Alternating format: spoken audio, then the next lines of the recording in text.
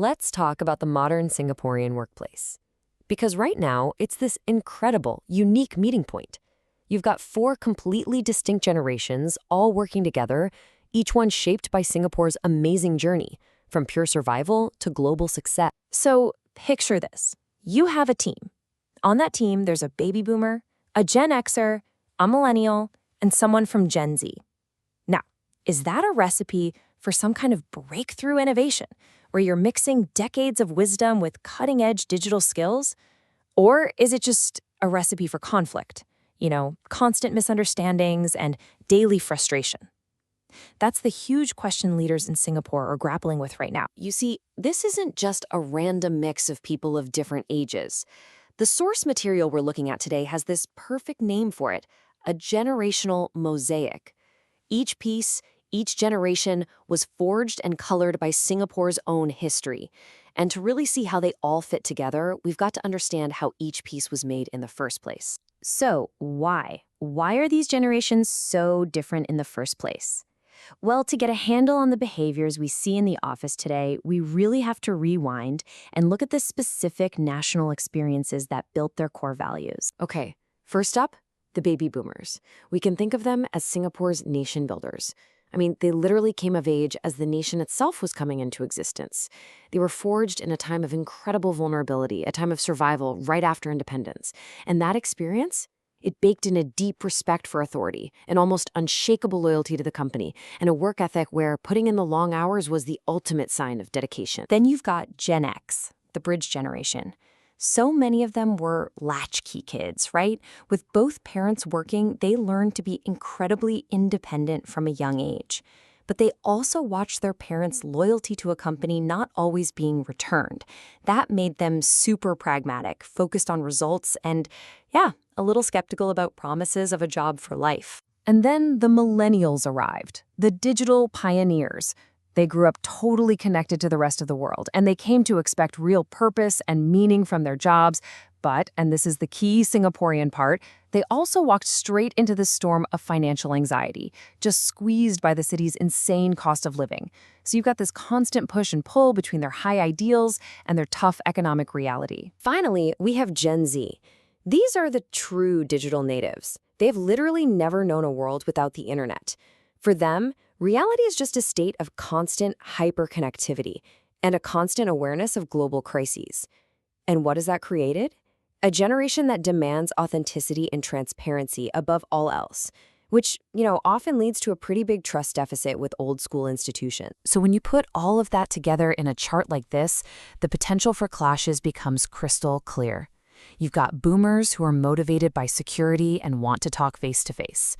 Then you have Gen Z who are motivated by their mental health and communicate in instant visual messages. Look, these aren't just little quirks in style. They are fundamentally different ways of seeing the world and the world of work. These differences create what we can basically call generational fault lines. So let's actually map them out and see exactly where the friction and the misunderstandings are happening every single day. The most obvious one is this communication chasm. A boomer manager might see a quick Slack message about something important as, kind of disrespectful. They'd prefer a formal phone call. Meanwhile, a Gen Z employee sees a mandatory 30-minute meeting for a simple update as a complete and total waste of their time. It's not really about the tool itself. It's a fundamental clash in what you expect when it comes to speed and formality. Next up is the authority divide. This is a big one. Older generations were brought up to respect the hierarchy, period. Your title meant you had authority. But for younger generations, no. Respect isn't automatic. It has to be earned through a leader's actual competence, their transparency, and how much they support their team. You can see how that creates tension when a manager expects people to just fall in line, but their team is expecting to collaborate. And this might be the most damaging fault line of all, the work ethic misunderstanding. For so many older workers, dedication means being physically there, logging the hours, showing face time. For younger workers, dedication is all about efficient, high-quality output no matter where or when the work gets done. So when they ask for flexibility, it often gets completely misinterpreted as a lack of commitment, which is just not the case. And this misunderstanding, it has a real emotional cost. Get this. A staggering 69% of younger workers in Singapore feel that older generations mistake their frustrations, about things like the high cost of living, for just a fear of hard work. That is a massive empathy gap right there. So what do? How do we fix this? Well, the good news is the source material lays out a blueprint for turning all this friction into a real strategic advantage. It's a framework for building genuine cohesion. All right, this is the action plan. It all starts with two-way mentorship. Think boomers sharing their hard-won wisdom and Gen Z sharing their digital mastery. It demands real, radical flexibility that's focused on output, not just hours clocked. It also means you need clear communication rules for everyone, recognition that's actually personalized, and you need to deliberately build teams that mix the generations. But here's the thing. Not a single one of those steps works without this one critical foundation: psychological safety. This is the bedrock. It's that shared belief that you can ask a tough question, or challenge an idea, or admit a mistake without fear of being punished or humiliated for it. Leaders have to actively stamp out age-based stereotypes. No okay boomer, no lazy Gen Z. That's the only way to build real trust. And earning that trust, it is absolutely critical for Gen Z.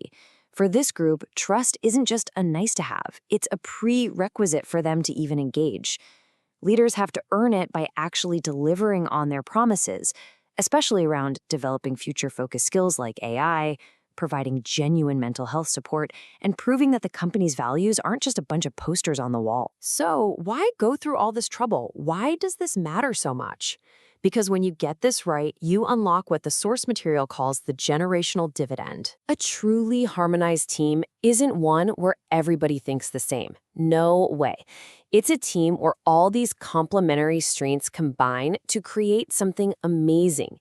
You get the boomers' wisdom, the Gen Xers' pragmatism, the millennials' drive for purpose, and Gen Z's digital mastery. You put all that together, you have created a workforce that is genuinely future-proof. And the report really couldn't be clearer on this. It concludes that effectively managing this generational mosaic, quote, is not just a corporate best practice, it is the fundamental key to ensuring success.